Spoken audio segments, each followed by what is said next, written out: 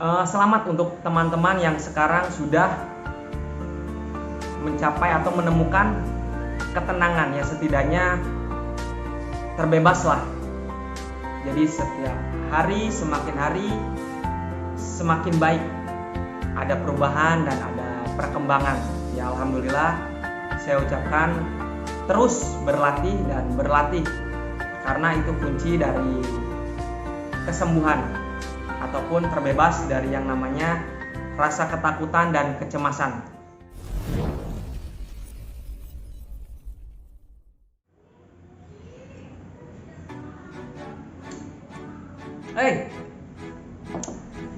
Halo, assalamualaikum warahmatullahi wabarakatuh. Salam sehat, salam damai, penuh ketenangan. Kembali lagi bersama saya Muhammad Jupri Padmawinata.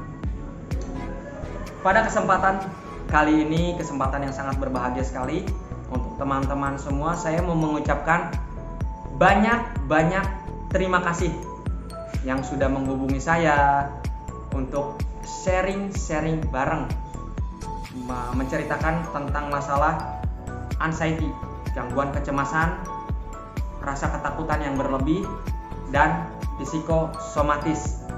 Untuk teman-teman yang sekarang sudah mulai ada perubahan, setiap harinya ada perbaikan dan jauh lebih baik lagi, saya ucapkan selamat. Terus berlatih, lawan rasa malasmu. Tekad kuat dalam diri ini yang mampu membangkitkan diri kita untuk jauh lebih baik dan baik lagi. Saya ucapkan banyak juga terima kasih kepada sahabat saya, Bang Yoga PNS. Beliau juga sahabat terbaik saya. Jangan lupa ikuti terus channelnya Yoga PNS. Dukung terus, jangan lupa like, comment, and subscribe channelnya dan share ke teman-teman. Di situ channelnya juga membahas tentang masalah anxiety, gangguan kecemasan, yang insya Allah dapat membantu teman-teman yang sekarang mengalaminya. Saya juga mengucapkan banyak terima kasih kepada master saya, Arya Surya Official. Melalui jalan hipnoterapinya, ya alhamdulillah banyak membantu. Beliau mentor terbaik saya sekaligus terapis saya, yang alhamdulillah menjadikan diri saya yang jauh lebih sehat, mampu berpikir positif, dan tentunya mampu bangkit terbebas dari penjara pikiran. Ingat hipnoterapi, ingat Arya Surya Official. Cara tentang masalah anxiety disorder dan psikosomatis, gangguan kecemasan berlebih dan rasa ketakutan dengan sensasi-sensasi yang ditimbulkan. Oke, kita bahas dulu tentang masalah anxiety atau gangguan kecemasan. Memang pada dasarnya bisa menimbulkan ketraumaan terhadap si penderita gitu. Contohnya seperti serangan panik dan rasa takut mati seperti itu. Jadi menimbulkan ketraumaan. Belum lagi setiap harinya merasakan perut sakit ataupun seperti dada, sakit pinggang, sakit kepala yang gak kunjung sembuh. Itu juga bisa menimbulkan trauma dan keputusasaan. Kenapa sih kok setiap hari saya seperti ini aja gitu. Kadang semangat, tapi lebih banyaknya kita murung diri ataupun down, turun gitu. Kita mudah galau, terus mudah tersinggung terhadap perkataan orang lain. Karena untuk para penderita anxiety disorder dan psikosomatis itu, tidak semua orang yang bisa mengerti keadaan kita. Ingat, tidak semua orang mengerti keadaan kita saat ini. Nah, makanya banyak dari teman-teman yang terpuruk. Dia takut keluar rumah, semisal takut untuk kembali beraktivitas, takut ketemu orang luar sana, karena percuma, mereka tidak mengerti dengan keadaan kita. Oke, itu banyak juga dari teman-teman yang sudah melakukan pengobatan, ya bertujuan untuk mencari kesembuhan lah ya. Cuman tidak menemukan sesuatu yang diharapkan, yaitu kesembuhan ataupun ketenangan gitu. Karena ya memang bisa dikatakan ya penyakit ini adanya di pikiran kita. Nah, seperti itu. Jadi apa aja sih yang dirasakan pengalaman saya selama 10 tahun? Yaitu sama seperti teman-teman semua. Rasa takut mati, kecemasan yang luar biasa, belum lagi sakit perut yang gak kunjung sembuh, atau bisa dikatakan mah kronis. Dada sesak, seperti napas itu gak nyampe gitu, seolah-olah oksigen gak ada. Itulah mungkin teman-teman udah tau lah semuanya. Kelayangan, nah itu kelayangan, mudah lapar, makan 2 jam sekali saya makan gitu kan. Terus banyaknya makanan-makanan yang dipantang dan minuman yang dipantang, akhirnya tubuh saya kekurangan nutrisi. Terus sempat bingung ini tuh penyakit apa gitu kan, karena kita juga sudah berwisata medis, pengobatan alternatif gitu. Saya sudah menjalankan semua, dan pada akhirnya kok orang lain gitu pada sembuh, tapi kenapa saya masih merasakan hal-hal yang sama, bahkan setiap harinya ada aja yang dirasa gitu. Itu yang membuat saya hampir putus asa. Tak jarang juga mengalami depresi, stres kayak gitu. Jadi saya harus mesti gimana? Saya harus gimana lagi sih? Dengan cara apa lagi sih? Gitu kan. Terus saya juga berpikir, wah ini mah saya udah gak bakalan sembuh lagi. Terus saya sudah tidak bisa lagi menikmati hidup ini. Karena apa? Yang ada di pikiran saya hanya rasa ketakutan, terus rasa kecemasan yang berlebih, dan rasa-rasa yang ditimbulkan oleh kecemasan tersebut, yaitu psikosomatis. Ketika kecemasan sudah menyerang anggota tubuh saya, yaitu seperti lemes, mudah capek, kelayangan, sulit untuk fokus, mata ngeblur, sakit pinggang, perut, perut itu udah luar biasa lah. Yang namanya seperti terkuras ataupun seperti terbakar. Belum lagi asam lambung yang naik sampai kerongkongan, itu rasanya luar biasa sekali. Ditambah sakit kepala yang hampir setiap hari saya rasakan. Nah, itu efeknya dari kecemasan. Waktu itu berat badan saya sempat turun drastis, karena ya mungkin dari pola makan, terus saya kekurangan nutrisi dari makanan, akhirnya menimbulkan lemes atau kurang bergairah. Seperti itu sahabat. Jadi kayak gitulah yang dirasakan setiap harinya, keterpurukan. Rasa-rasa seolah-olah kehidupan saya akan berakhir. Jadi rasa ketakutan dan kecemasannya bahkan sudah menyeluruh. Karena apa? Karena mungkin 10 tahun kurangnya ilmu pengetahuan tentang masalah gangguan kecemasan. Untuk sahabat sekarang yang sudah menemukan channel-channel tentang membahas anxiety ataupun ketakutan, teman-teman semua beruntung. Karena saya dulu belum tahu gitu loh, belum tahu, minimnya pengetahuan. Dan jika dirasa sekarang teman-teman sudah mengetahui, oh iya, ternyata saya mengalami anxiety, saya mengalami gangguan kecemasan, akan jauh lebih cepat sebenarnya proses untuk mendamaikan rasa ketakutan yang ada dalam pikiran kita gitu. Karena kan kalau yang nggak tahu kan bingung jadinya, saya mesti gimana, saya harus melakukan apa lagi gitu kan. Nah seperti itu. Jadi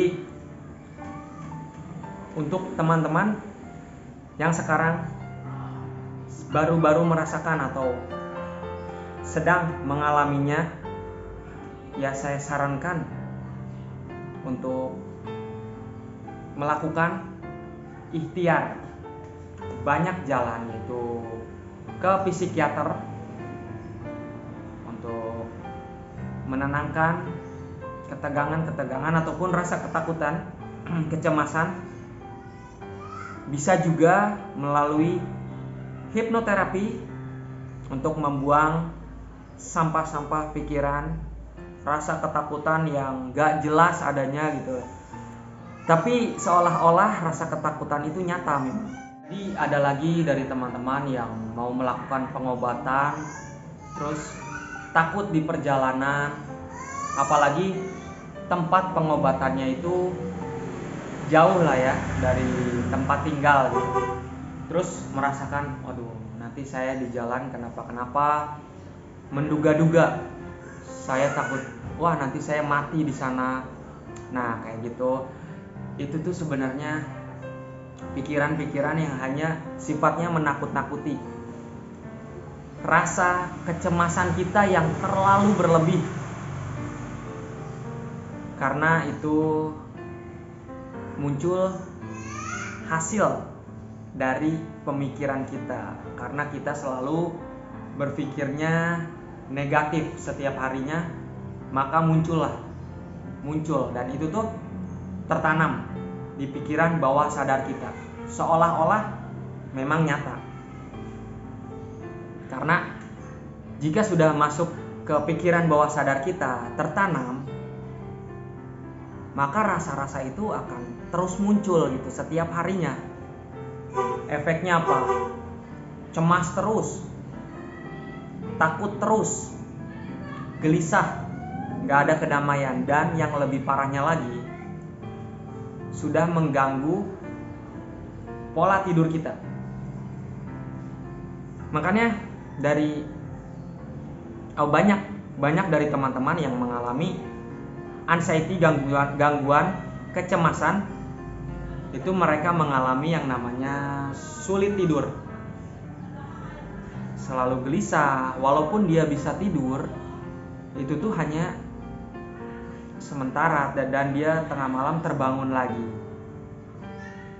Tak jarang dari teman-teman juga seringnya mimpi buruk. Ya karena itulah, mimpi buruk itu muncul diakibatkan oleh kecemasan yang berlebih. Jadi ketika kita istirahat, pikiran kita masih membayangkan yang namanya ketakutan akan kematian. Jadi muncul mimpi buruk ataupun gangguan tidur lainnya. Apa yang mesti kita lakukan? Langkah-langkah apa yang mesti kita lakukan untuk mendamaikan rasa ketakutan dan kecemasan yang selama ini kita atau teman-teman rasakan? Terutama ya kita mulai dulu membenahi pikiran kita, membenahi cara berpikir kita sedikit demi sedikit, memang membutuhkan proses sih, proses. Karena segala sesuatunya itu memang tidak ada yang instan. Tapi jika kita menjalankan proses dengan benar, dengan giat, dengan semangat, insya Allah proses itu tidak akan mengkhianati hasil. Ya, banyak juga dari teman-teman ya, mereka malas untuk mendengarkan audio terapi ataupun mengolah pernapasan ataupun ya bersosialisasi terhadap lingkungan teman-teman gitu. Karena apa? Karena mereka masih menikmati zona nyaman. Karena dia pikir saya lebih baik di dalam kamar, atau saya lebih baik di rumah karena rumah adalah tempat paling ternyaman dan teraman bagi saya gitu. Lalu bagaimana dengan kehidupan kita? Sedangkan kita diciptakan untuk bisa berikhtiar, contohnya bekerja ataupun ya kita menjemput rezeki yang sudah Allah berikan ataupun Tuhan berikan kepada kita. Bagaimana caranya kalau kita menjemput rezeki sedangkan tubuh kita sedang seperti ini? Ya memang tubuh ataupun pikiran kita yang diacak-acak oleh kecemasan yang berlebih memang sangat berpengaruh terhadap tubuh kita, menjadi lemas, mudah capek, ngos-ngosan, ya belum lagi banyak sekali keluhan pada fisik lah. Itu memang sangat mengganggu dan sangat menyita waktu kita. Jadi seperti itulah, saya sarankan terus untuk semangat berlatih agar kita terbiasa. Pemikiran kita yang selama ini kita takutkan, terus kita khawatirkan setiap harinya, maka lama-kelamaan akan menumpuk dalam pikiran kita. Belum lagi stres. Ya contohnya tekanan pekerjaan, kita dikejar waktu. Kita dikejar waktu oleh pekerjaan, terus pekerjaan yang diburu-buru, itu memang sangat menguras pikiran. Belum lagi tekanan-tekanan dari atasan. Ya sebenarnya itu udah hal wajar, umum terjadi dimanapun kita bekerja, karena kita berikan yang terbaik untuk tempat di mana kita bekerja.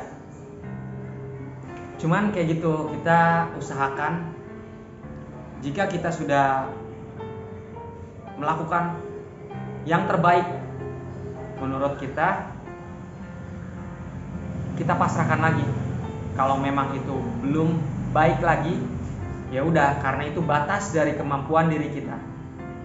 Tidak perlu kita memaksakan, karena kalau kita terus-terusan memaksakan, maka yang ada tekanan mental. Bukan hanya pekerjaan saja, belum lagi di lingkungan keluarga ataupun di lingkungan sekitar gitu. Seperti kita punya tetangga ataupun punya sahabat yang kurang mengenakan, setidaknya kita ambil sikap menerima, santai aja. Karena jika kita menyimpan dendam ataupun menyimpan amarah, itu sangatlah tidak baik. Maka jadikan diri kita pribadi yang baik, jauh lebih memaafkan mereka gitu. Nih, sadarilah teman-teman bahwa diri kita lah sejatinya yang bisa mampu keluar dari keterpurukan Sekali lagi, karena semua itu adalah pilihan. Jika kita sudah terlanjur menderita atau mengalami gangguan kecemasan, terus dirasa sakit pada perut ataupun penyakit pada tubuh kita tidak kunjung sembuh, langkah pertama ya kita menerima keadaan kita saat ini. Karena jika semakin kita lawan ataupun kita terus-terusan meratapi nasib sampai kapan, terus tanpa solusi, itu akan terus membebani pikiran kita, membebani jiwa kita. Lelah sahabat, jujur sangat lelah sekali, capek sekali. Contoh sederhana untuk mendamaikan, menerima dengan ikhlas keadaan kita. Oh iya, tubuhku sekarang sedang merasakan sesuatu. Misalkan kita menerima aja dulu, kita sambil mencari solusi terbaik. Dimanapun tempat pengobatannya, semua tujuannya sama, demi kesembuhan diri kita. Yang penting keyakinan kita, rasa semangat kita, optimis kita, itu akan cepat proses kesembuhannya. Sambil sedikit-sedikit kita rubah yang tadinya kita emosional, kita rubah sedikit-sedikit, mengurangi emosional kita terhadap keluarga, anak, istri, ataupun suami, mertua sekalipun, dan di tempat kerja seperti teman-teman, kita damaikan. Karena hanya itu cara terbaik.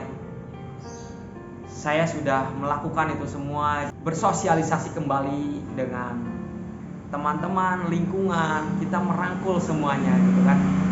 Dan ternyata di luaran sana baik-baik aja gitu. Tidak seperti apa yang kita pikirkan, menakutkan. Semuanya baik-baik saja. Begitu. Kita terima, kita damaikan dulu pikiran kita. Untuk teman-teman yang sekarang bingung, wah saya mau pengobatan ini atau pengobatan ini ya. Pokoknya berikan yang terbaik untuk diri kita, karena kita diwajibkan untuk berikhtiar. Hakikat kesembuhan semua datangnya dari Tuhan, dari Allah Subhanahu wa Ta'ala. Jadi seperti itu. Buang keraguan-raguan. Jadi melakukan pengobatan dengan semangat, saya pasti sembuh atas izin Allah. Saya bisa normal kembali. Nah itu, jadi kita power terhadap diri kita.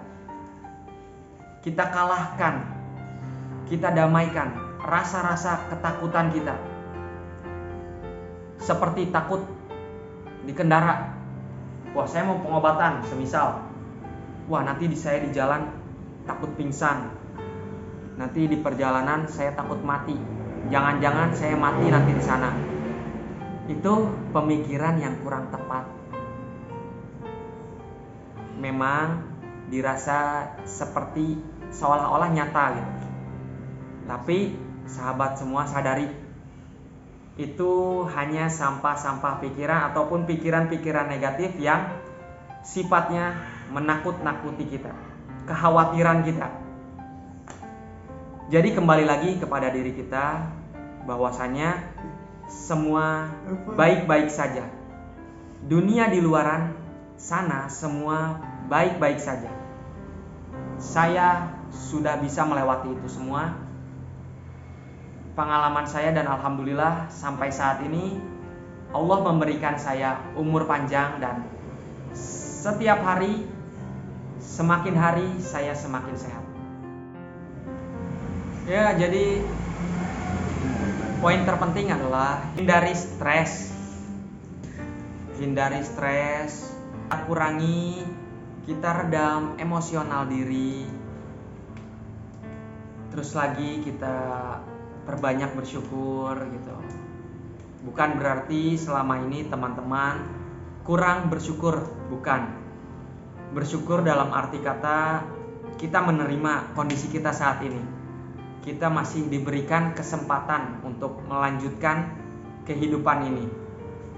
Makanya kita pergunakan sebaik-baik mungkin. Untuk yang sedang menderita ataupun sedang sakit, ya ambil langkah-langkah ataupun ambil solusi untuk terus tetap berikhtiar. Dengan cara apa? Bebas. Atau sesuai dengan porsinya gitu. Sesuai dengan jalurnya. Jika mengalami gangguan pikiran, ingin membuang sampah pikiran, ya mungkin bisa dengan hipnoterapi ataupun psikiater juga bisa, atau lebih mendekatkan diri kepada Tuhan gitu, kepada Allah, kita perbaiki ibadah kita atau menjadikan jauh lebih baik lagi diri kita, memposisikan kita jauh lebih baik lagi dan baik lagi setiap harinya. Kita kontrol semuanya agar kita terbebas dan kita mampu bangkit kembali dari yang namanya gangguan kecemasan dan gangguan pikiran. Biasanya kalau yang mudah tersinggung, kita kontrol emosional kita. Biarkan mereka berbicara apapun kepada diri kita, kita tanggapi dengan senyuman gitu loh. Karena itu hak mereka untuk berbicara apapun terhadap kita. Tidak mudah ambil hati, apalagi menyimpan dendam karena mengalami kejadian-kejadian di masa lalu yang kurang mengenakan terhadap diri kita. Ampuni dan maafkan demi kesembuhan diri saya. Saya mengampuni dan saya memaafkan dan mengikhlaskan kejadian-kejadian yang kurang menyenangkan terhadap diri saya. Itu akan jauh lebih baik. Jadi seperti itu kira-kira. Nanti teman-teman akan merasakanlah, akan mendapat poin baru. Kurangnya emosi diri yang hadir ketenangan dan kedamaian. Tidak ada lagi rasa sakit hati ataupun rasa dendam yang selama ini melekat kepada diri kita, yang sejatinya itu bisa menghambat proses kesembuhan. Itu aja mungkin dari saya yang bisa saya sampaikan sedikit demi sedikit. Ya mudah-mudahan teman-teman semua bisa mengerti apa yang saya bicarakan dan bisa merubah sedikit demi sedikit. Karena kalau kita langsung merubah cara pola pikir kita, itu saya rasa akan sangat kesulitan. Makanya kita rubah sedikit-sedikit. Setiap harinya kita rubah agar mencapai hasil yang maksimal. Oke, saya doakan, kita saling mendoakan agar kita selalu diberikan kesehatan dan keselamatan, selalu dalam lindungan Tuhan, lindungan Allah Subhanahu wa Ta'ala. Amin ya Allah ya Rabbal Alamin. Cukup sekian, kurang lebihnya mohon maaf. Saya support, saya dukung teman-teman bangkit kembali melakukan aktivitas, benahi pikiran kita, benahi kehidupan kita. Kita layak dan pantas untuk hidup bahagia demi orang-orang yang kita cintai. Oke, wassalamualaikum warahmatullahi wabarakatuh.